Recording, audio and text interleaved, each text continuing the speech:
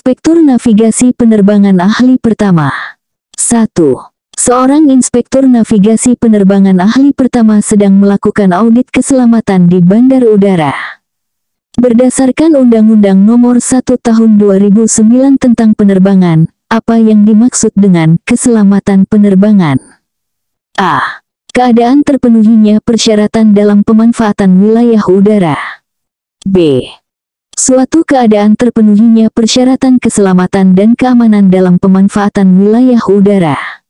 C. Kondisi terjaminnya keselamatan operasi pesawat terbang. D. Keadaan terpenuhinya persyaratan keselamatan dan keamanan dalam operasi penerbangan. E. Suatu keadaan terpenuhinya persyaratan keselamatan dalam pemanfaatan wilayah udara, pesawat udara, bandar udara, angkutan udara, navigasi penerbangan, serta fasilitas penunjang dan fasilitas umum lainnya. Jawaban yang tepat dari soal di atas adalah E. Pembahasan dari pertanyaan di atas yaitu, bahwa definisi keselamatan penerbangan, menurut Undang-Undang Nomor 1 Tahun 2009 adalah suatu keadaan terpenuhinya persyaratan keselamatan dalam pemanfaatan wilayah udara, pesawat udara, bandar udara, angkutan udara, navigasi penerbangan, serta fasilitas penunjang dan fasilitas umum lainnya. 2. Dalam melaksanakan tugasnya, seorang inspektur navigasi penerbangan ahli pertama menemukan pelanggaran terhadap ketentuan keselamatan penerbangan. Berdasarkan peraturan pemerintah terkait keselamatan penerbangan, apa sanksi administratif yang dapat dikenakan? A. Peringatan. B. Pembekuan sertifikat. C. Pencabutan sertifikat. D. Denda administratif. E. Semua jawaban di atas kecuali D. Jawaban yang tepat dari soal di atas adalah E. Pembahasan dari pertanyaan di atas yaitu, bahwa berdasarkan PP terkait keselamatan penerbangan, sanksi administratif yang dapat dikenakan meliputi peringatan, pembekuan sertifikat, dan pencabutan sertifikat. Denda administratif tidak termasuk dalam sanksi yang disebutkan dalam peraturan tersebut. 3. Seorang inspektur navigasi penerbangan ahli pertama ditugaskan untuk melakukan evaluasi terhadap pelaksanaan sistem manajemen keselamatan di suatu bandar udara. Berdasarkan IKO Annex 19 Safety Management, apa komponen utama dari Safety Management System atau SMS yang harus dievaluasi? A. Safety Policy and Objectives. B. Safety Risk Management. C. Safety Assurance. D. Safety Promotion. E. A, B, C, dan D. Jawaban yang tepat dari soal di atas adalah E. Pembahasan dari pertanyaan di atas yaitu, bahwa IKO Annex 19 menetapkan 4 komponen utama SMS yang harus dievaluasi: Safety Policy and Objectives, Safety Risk Management, Safety Assurance, dan Safety Promotion. 4. Dalam mengevaluasi prosedur approach and landing di suatu bandar udara, seorang inspektur navigasi penerbangan ahli pertama mengacu pada IKO Doc 8168 Aircraft Operations.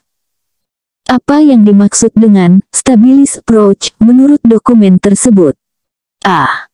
Pendekatan dengan kecepatan konstan. B. Pendekatan dengan sudut descent yang tetap. C. Pendekatan dengan power setting yang konstan. D. Pendekatan dengan konfigurasi pesawat yang tepat. E. Pendekatan dengan semua parameter penerbangan dalam toleransi yang ditentukan. Jawaban yang tepat dari soal di atas adalah E. Pembahasan dari pertanyaan di atas yaitu, bahwa IKO Doc 8168 mendefinisikan stabilis approach sebagai pendekatan di mana semua parameter penerbangan atau kecepatan, sudut descent, power setting, konfigurasi pesawat berada dalam toleransi yang ditentukan sebelum mencapai ketinggian tertentu di atas runway threshold. 5. Seorang inspektur navigasi penerbangan ahli pertama sedang melakukan audit terhadap sistem komunikasi penerbangan di suatu bandar udara. Berdasarkan IKO Annex 10 Aeronautical Telecommunications, apa frekuensi yang digunakan untuk Emergency Locator Transmitters atau ELT? A. 121,5 MHz. B. 243,0 MHz. C. 406,0 MHz. D. A dan B. E. A, B, dan C. Jawaban yang tepat dari soal di atas adalah E.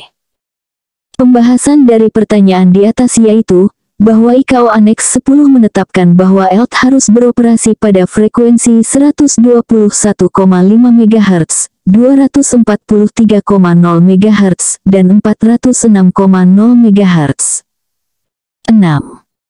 Dalam mengevaluasi prosedur pengangkutan barang berbahaya melalui udara, seorang inspektur navigasi penerbangan ahli pertama mengacu pada IKO Doc 9284. Menurut dokumen tersebut, apa yang termasuk dalam klasifikasi kelas 1 barang berbahaya? A. Gas. B. Cairan mudah terbakar. C. Bahan radioaktif. D. Bahan peledak. E. Bahan pengoksidasi. Jawaban yang tepat dari soal di atas adalah D. Pembahasan dari pertanyaan di atas yaitu, bahwa IKO Doc 9284 mengklasifikasikan bahan peledak sebagai kelas 1 dalam pengelompokan barang berbahaya. 7. Seorang inspektur navigasi penerbangan ahli pertama sedang melakukan evaluasi terhadap sistem air traffic management di suatu bandar udara. Berdasarkan IKO Doc 4444, apa yang dimaksud dengan Reduced Vertical Separation Minimum atau RVSM? A. Jarak vertikal minimum 1000 kaki antara pesawat. B. Jarak vertikal minimum 2000 kaki antara pesawat. C. Jarak vertikal minimum 500 kaki antara pesawat pada ketinggian tertentu. D. Jarak vertikal minimum 1000 kaki antara pesawat pada ketinggian di bawah FL 290. E. Jarak vertikal minimum 1000 kaki antara pesawat pada ketinggian FL 290 sampai FL 410. Jawaban yang tepat dari soal di atas adalah E. Pembahasan dari pertanyaan di atas yaitu, bahwa IKO Doc 4444 mendefinisikan RVSM sebagai penerapan jarak vertikal minimum 1000 kaki antara pesawat yang beroperasi pada ketinggian antara FL 290 atau 29,0 kaki sampai FL 410 atau 41,0 kaki. 8. Dalam melakukan audit terhadap sistem perizinan personel penerbangan, seorang inspektur navigasi penerbangan ahli pertama mengacu pada IKO Annex 1 Personel Licensing. Berapa lama masa berlaku sertifikat kesehatan kelas 1 untuk pilot komersial berusia di bawah 40 tahun? A. 6 bulan. B. 12 bulan. C. 18 bulan. D. 24 bulan. E. 36 bulan. Jawaban yang tepat dari soal di atas adalah B. Pembahasan dari pertanyaan di atas yaitu, bahwa IKO Annex 1 menetapkan bahwa masa berlaku sertifikat kesehatan kelas 1 untuk pilot komersial berusia di bawah 40 tahun adalah 12 bulan. 9. Seorang inspektur navigasi penerbangan ahli pertama sedang melakukan evaluasi terhadap prosedur operasi pesawat terbang. Berdasarkan IKO Annex 6 Operation of Aircraft, apa yang dimaksud dengan alternate aerodrome? A. Bandar udara yang digunakan sebagai tujuan utama penerbangan. B.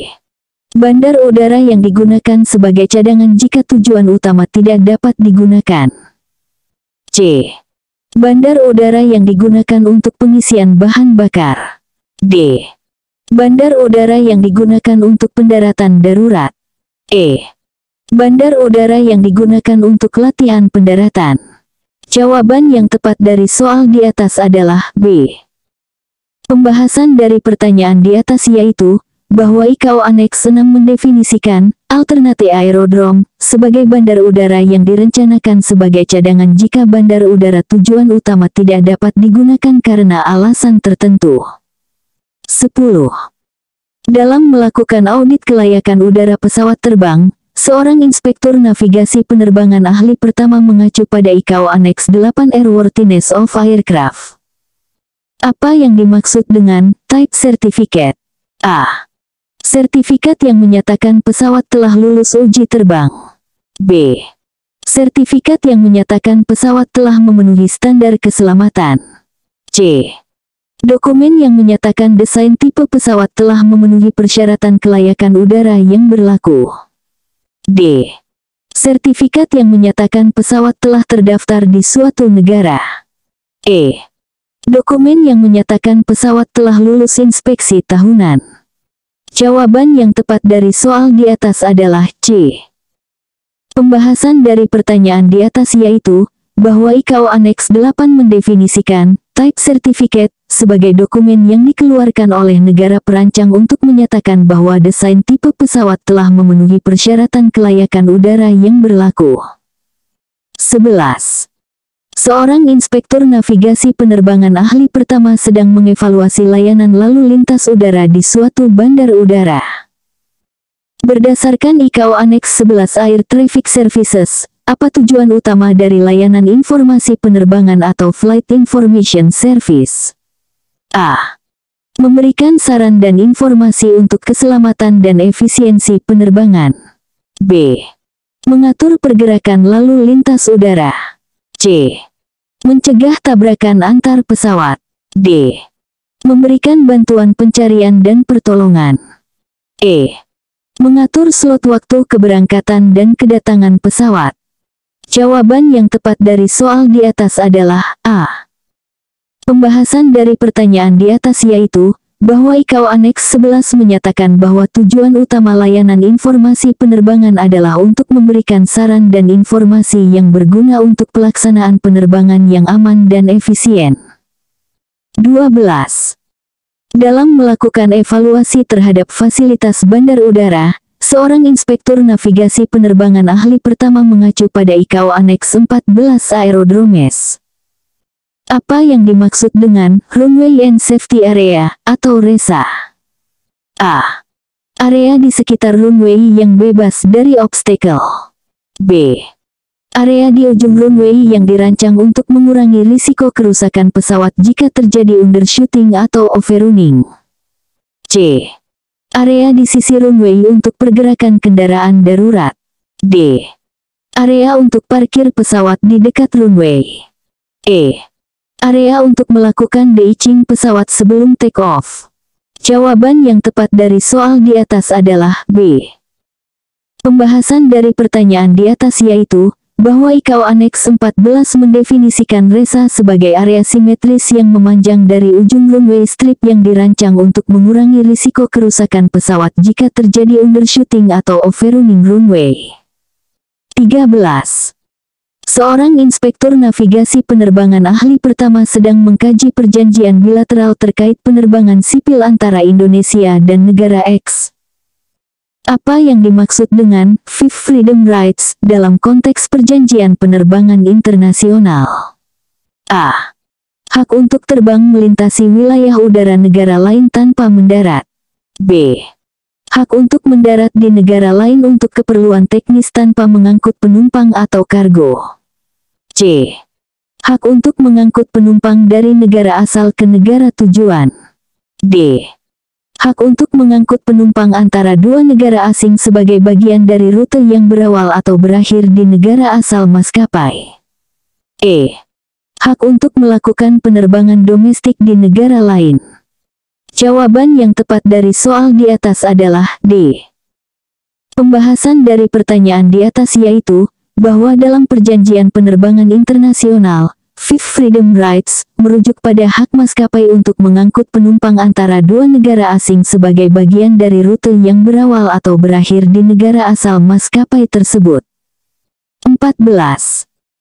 Berdasarkan Konvensi Chicago 1944 tentang penerbangan sipil internasional, seorang inspektur navigasi penerbangan ahli pertama perlu memahami prinsip kedaulatan negara atas wilayah udaranya. Apa implikasi dari prinsip ini terhadap penerbangan internasional? A. Setiap negara memiliki kebebasan mutlak untuk mengatur penerbangan di wilayah udaranya. B. Pesawat asing dapat melintas wilayah udara suatu negara tanpa izin. C. Penerbangan internasional hanya dapat dilakukan dengan persetujuan negara yang dilewati. D. Setiap negara wajib memberikan izin lintas kepada semua pesawat asing. E. Wilayah udara suatu negara terbatas pada ketinggian tertentu. Jawaban yang tepat dari soal di atas adalah C. Pembahasan dari pertanyaan di atas yaitu, bahwa Konvensi Chicago 1944 menegaskan prinsip kedaulatan negara atas wilayah udaranya, yang berarti penerbangan internasional hanya dapat dilakukan dengan persetujuan negara yang wilayah udaranya dilewati. 15. Seorang inspektur navigasi penerbangan ahli pertama sedang melakukan evaluasi terhadap implementasi peraturan Menteri Perhubungan tentang keselamatan penerbangan sipil di suatu bandar udara. Apa yang dimaksud dengan Safety Action Group atau SAG dalam konteks sistem manajemen keselamatan? A. Tim yang bertanggung jawab untuk investigasi kecelakaan. B. Kelompok yang mengembangkan kebijakan keselamatan. C. Tim yang melaksanakan audit keselamatan rutin. D. Kelompok taktis yang bertanggung jawab untuk implementasi strategi keselamatan dan memastikan bahwa risiko keselamatan dikelola dengan tepat. E. Tim yang menangani situasi darurat di bandar udara. Jawaban yang tepat dari soal di atas adalah D. Pembahasan dari pertanyaan di atas yaitu, bahwa dalam konteks sistem manajemen keselamatan, Safety Action Group atau SAG adalah kelompok taktis yang bertanggung jawab untuk implementasi strategi keselamatan dan memastikan bahwa risiko keselamatan dikelola dengan tepat di tingkat operasional.